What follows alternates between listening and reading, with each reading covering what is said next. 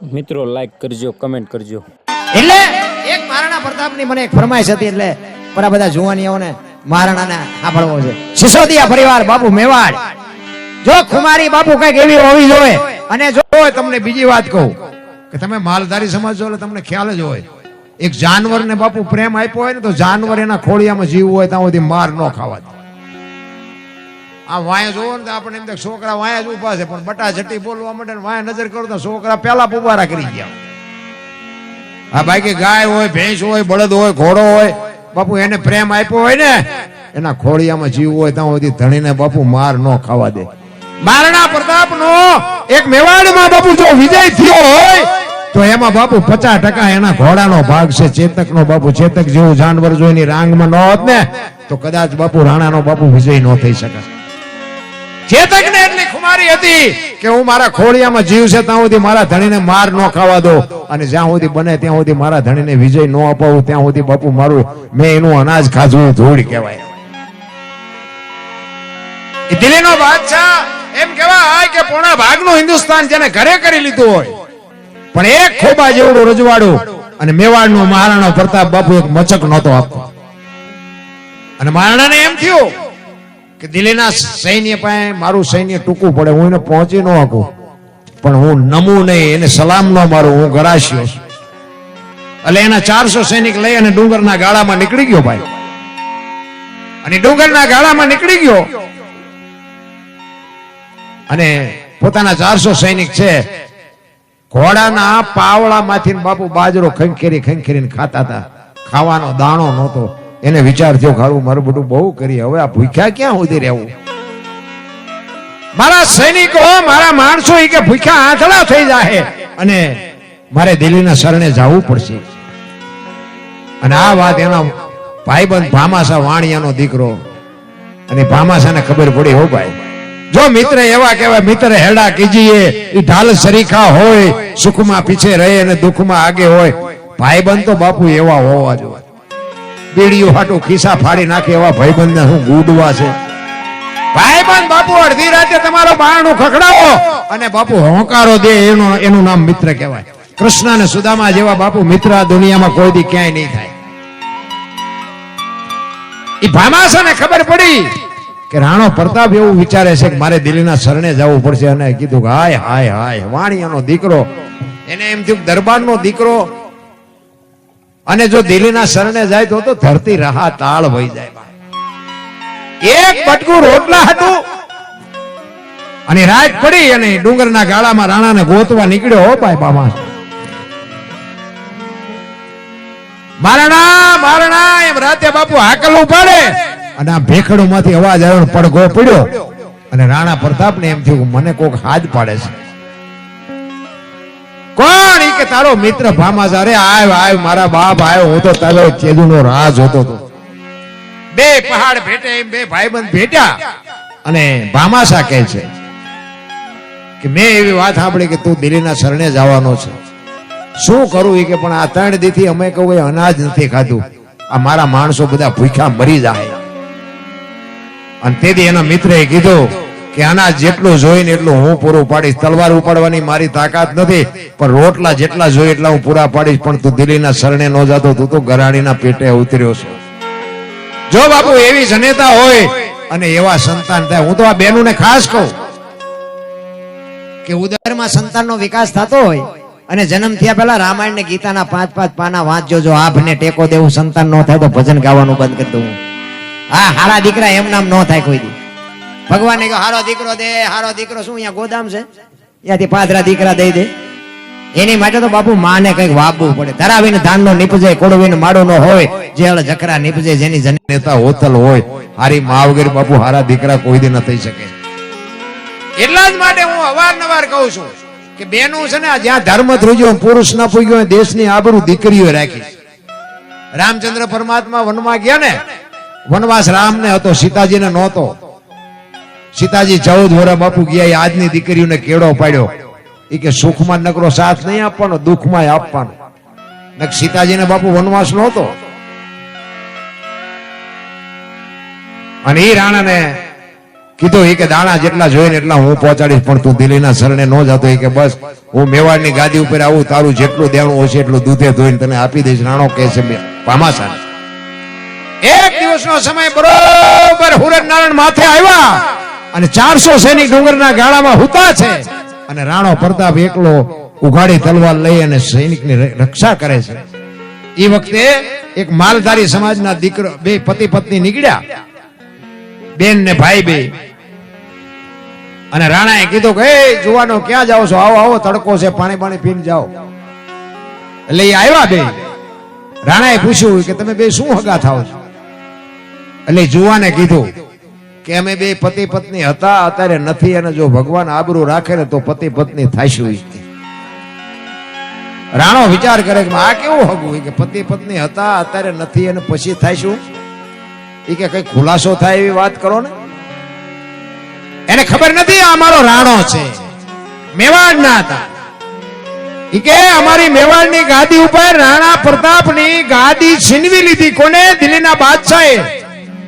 તેથી અમે અમારા ઠાકર પાસે માનતા રાખી છે કે અમારો રાણો સુધી ગાદી ઉપર આવે ને ત્યાં સુધી અમારે બે ને ભાઈ બહેન નો નાતો છે. અમારો જ્યાં સુધી રાણો ગાદી ઉપર ન આવે ત્યાં સુધી અમારે પતિ પત્ની થઈને રહેવાનું નથી. અને બાપુ સામ સામ સામ સામ રૂવાડા ઉભા થયા હો રાણાના. આ તો એક માલધારીનો દીકરો ને દીકરી બે માનતા રાખી. મેવાડમાં કેટલાય મારી માનતા રાખી છે. હવે દિલ્હીના બાદશાહ લડી લેવું છે, ભલે જે થાવી હોય થાય. અને જાસા ચિઠ્ઠી મોકલી કે હવારે હળદીના ઘાટ ઉપર રાણા પ્રતાપે કીધું કે તારા જેટલા સૈનિક ને જેટલો દારૂ ગોળો હોય એટલો લઈને આવજે. અને હવારના પોરમાં આની પાસે 400 સૈનિકની ફોજ અને દિલ્હીના બાદશાહ પાસે 22,000 સૈનિકની ફોજ બાપુ આવ્યા હળદીના ઘાટ ઉપર.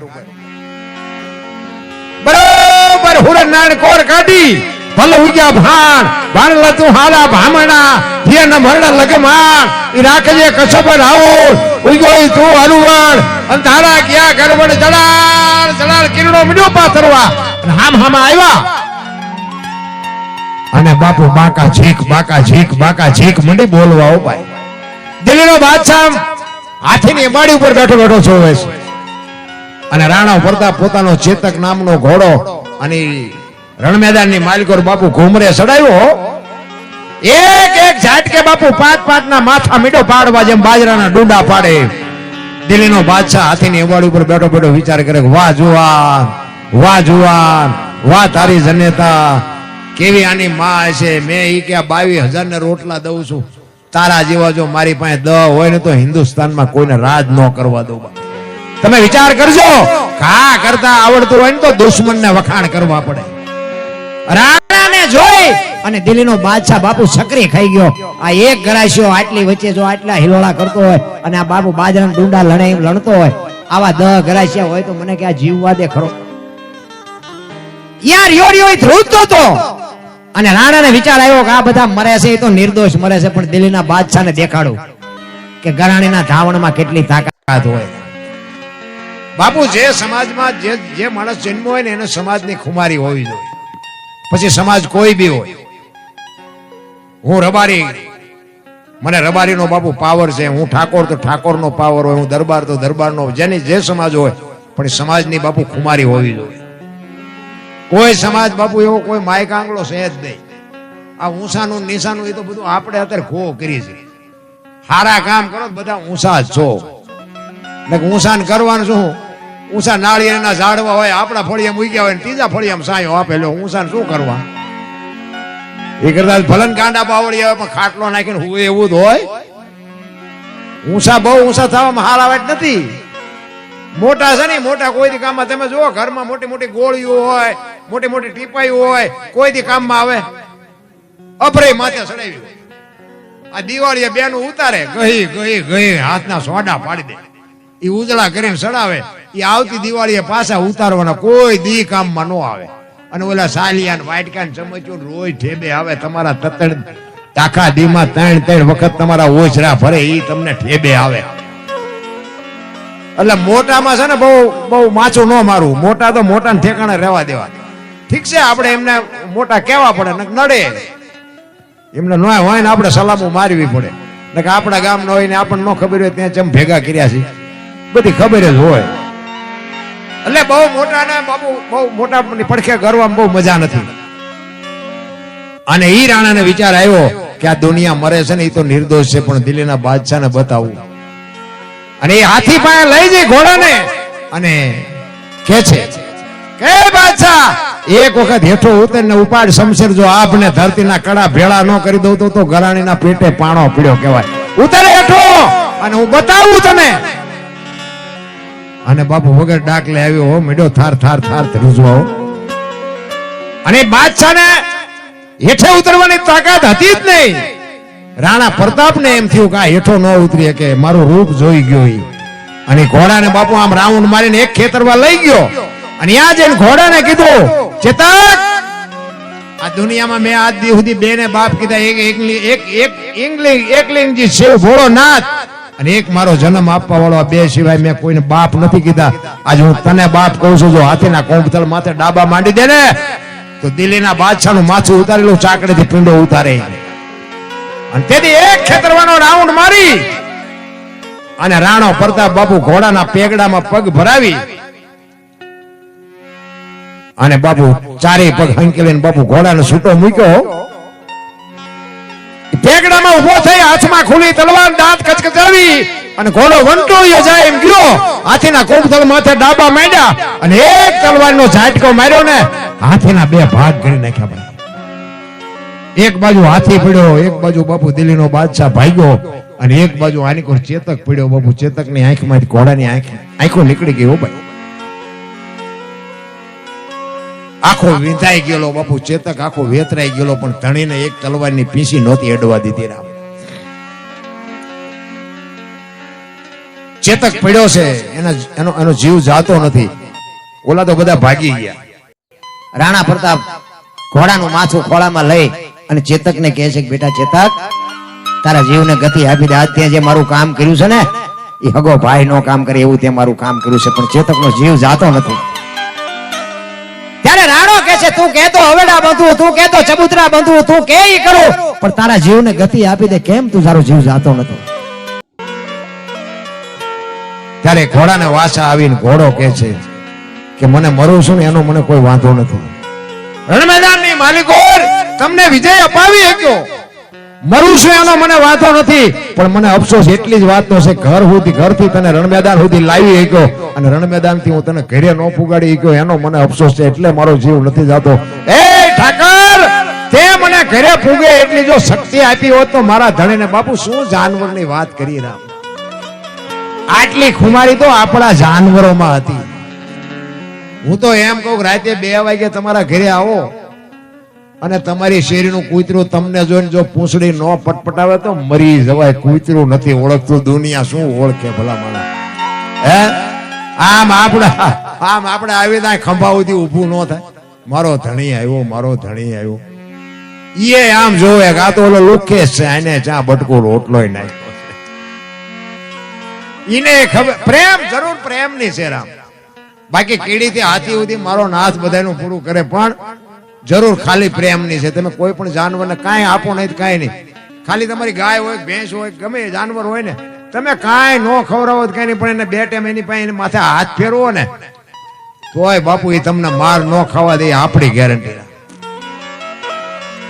મારી પાસે બળદ હતા ને, બળદ મારી ભેગો એક ઠાકોરનો છોકરો હાથી હતો, પણ મેં બળદને એવા બાપુ હાચવેલા ને, એ મારો હાથી લઈને ગયો હોય ને પછી રાતે અહીંયા ખેતર હૂતો હોય ને, એ 2 બળદિયા છૂટા હોય, આમ 2 પડખે બેઠા હોય, પણ કોઈની તાકાત નહીં કે મારા હાથીના ખિસ્સામાંથી ભૂંગળીને ડાબલો કાઢી આવે. એ વાતમાં માલ નો બાપુ ઠામ મારી નાખે.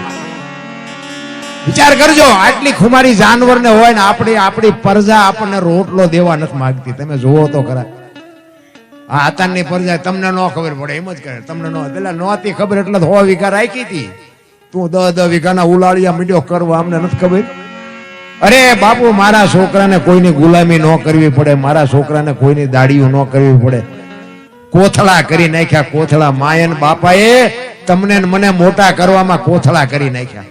અરે હું તો એમ કહું, સાંજનું ટાણું હોય અને માં જીવતી હોય ને અને ઓસરીના જેરે બેઠી હોય તો કોક દીક માં પાસે જઈને બેન પૂછજો કે માં મારો જન્મ થયો તેથી તને પીડા કેટલી થઈ હતી, કેટલી વેદના હતી, કોક દી પૂછજો તો તમને ખબર પડે. રામ માં જેવું પાત્ર તો બાપુ આ દુનિયામાં તમે આટો મારો પછી ફોટાના અગરબત્તીઓ કરે કઈ નહીં વળે.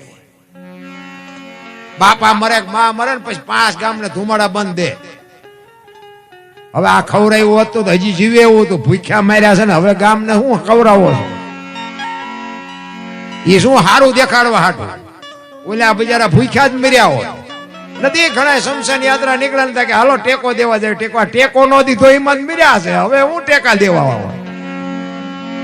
અરે દુનિયાના દેખાવ છે મારા બાપ, કાંઈ છે નહીં. રામ પણ જો માં જો બાપુ સંસ્કાર આપે ને તો હું તો આજે કહું ગોપીચંદ ને ભરતરી જેવા દીકરા થાય અને ગંગા સતી પાનબાઈ જેવી દીકરી થાય, પણ બાપુ માની કુમારી હોવી જોઈએ.